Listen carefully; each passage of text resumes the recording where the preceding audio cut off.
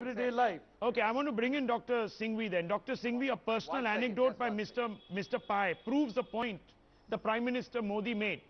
Now, you may have a quibble about the forum, I am sorry. but the facts are out there. I am sorry that the very eminent panelists you have, and I respect all of them, have missed the point completely. Okay. This is not about democracy, libertarianism, freedom of speech.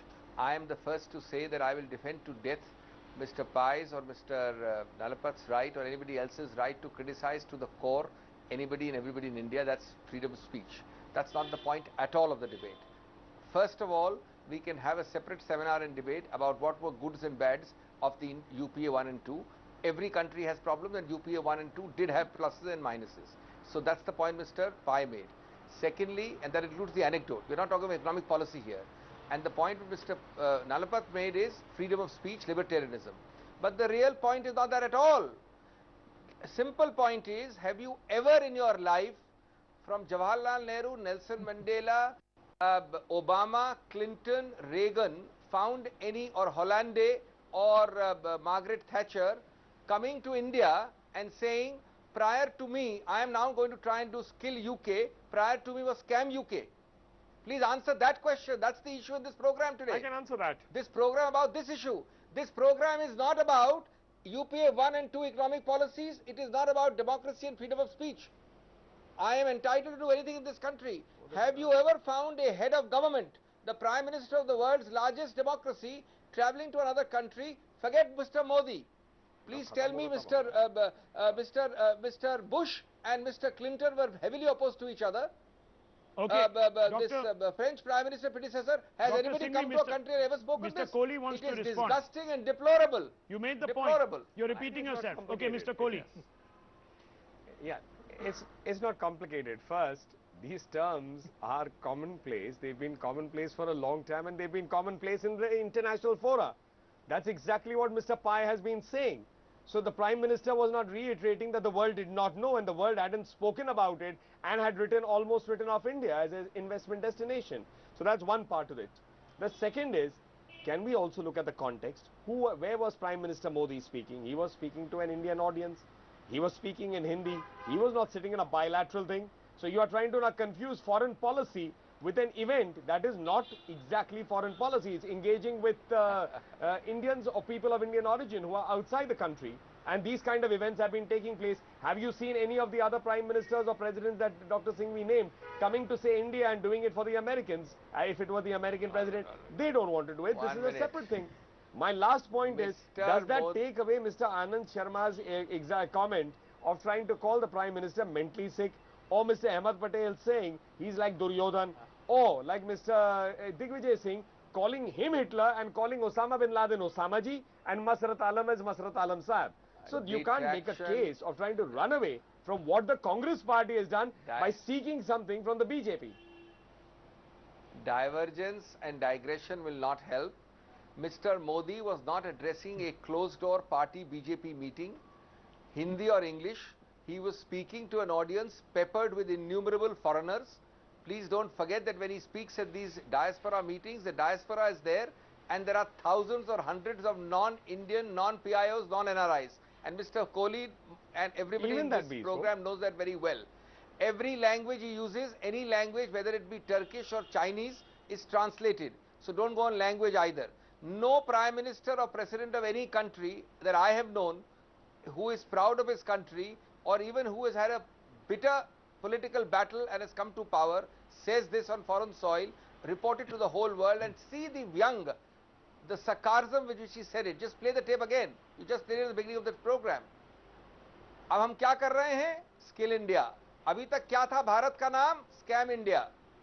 Let's be real. Let's get real. This is not a program about criticism. This is a program about propriety, sense, dignity of office. But Do dignity. You know, Mr. Obama used to call Manmohan Singh his guru. So funny. His guru every time. Manmohan Singh kept the dignity of office. He did not flaunt it. Dignity, he did not throw it away. Well, then you lost. His guru. Well, then would you not concede, Dr. Singhvi? At least concede that you lost the dignity. Then let me one point, please. Okay, one point, please. Yes, go ahead. He's go ahead. the Prime Minister of India. Go ahead. Talk about the dignity of the office. He's not the Prime Minister of BJP. No, please. No, Yeah. No, Go ahead, he's go a ahead, prime sir. minister who's come from the BJP, but he's the Prime Minister of India now. We've got 1 minute on the show. Coming back to the issue of dignity, Yes. it's fascinating that whether it's Dr. Manmohan Singh, Narasimha Rao, or the late Rajiv Gandhi, all three had questions about the dignity of office was raised on each one of them. One in coal scam, that's Dr. Manmohan Singh had to face summons, which may have been challenged now, but he has to face the summons.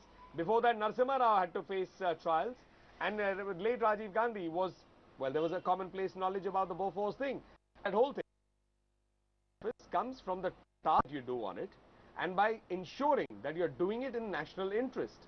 The fact that 2G, Colgate, all the scams took place, I just don't understand that which is known to the West, known to the East, known to every Indian, how can speaking or comment on that ever bring down the dignity of India? The change from that situation is restoring India's dignity. Quick comments, sir. We need to wrap up after this.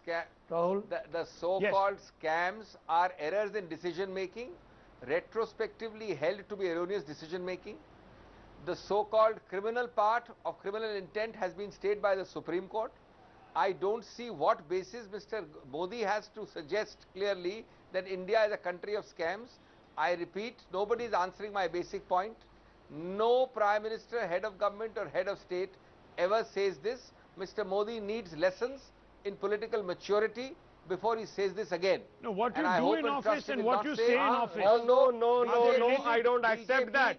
Just because, Dr. Singhvi, just because Mr. Modi can speak extempo and speak and charm an audience out there and doesn't require a paper sheet or follow a model where the Prime Minister can't speak, which is why he can say what he likes, which is why he can say what he likes. That model is different. That model is different. That model is completely different. Which is why 2G was a reality. The Supreme Court struck it down, Dr. Singhvi, just as you are taking the Supreme Court to stay Dr. Singh's warrant, summon, you can't exactly say that the 2G scam which was struck down by the Supreme Court. Nor can you ignore the fact that Colgate was struck down and 2 lakh crores have been raised from 20 coal mines. Matters struck down in every country in the world. These were scams, these are not retrospective.